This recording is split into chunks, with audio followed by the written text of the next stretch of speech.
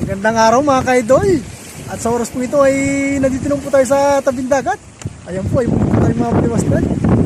Ayan, at wala pong lumawat mga bangka po ngayon. At dahil malakas daw po sa laot yung mga kaya hindi po sila nakapalaot. Ayan, nakabay lang po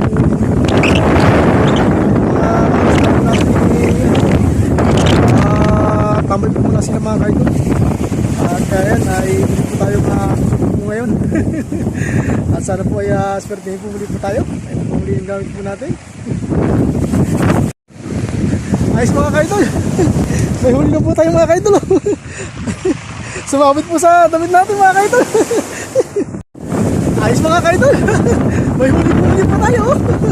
Ayun, pakalmalang po natin mga ka-idol. Ayos po yun. Masipag po ngayong oras. Ayan.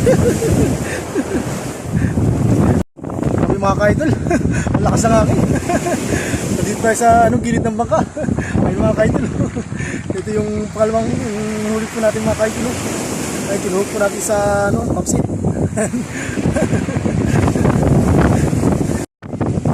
Ayan po mga ka-idol. Pinilas po natin mga ka-idol. Buti po ay kung nauna po siya, bigla po siyang tanggal. Ay po mga ka-idol. Ayos po yung natali po natin. Ayan po mga ka-idol. Binuhog na po natin yung nahuli po natin malaki. Ayan. Nahirapan po tayo yung bigbasan ng nabalibasan po. Medyo po mabigat po lahin. Kaya po naunat po yung biwas po natin. Itatabi ko muna po dito mga ka-idol. Sasabot ko muna. Ayan mukhang masibad po ngayon. So yun po mga ka-idol, uminom po tayo. Malakas po ng hangin mga ka-idol. Ito pinadali po natin ngayon Tirasa mga ka-idol. Isang malaki.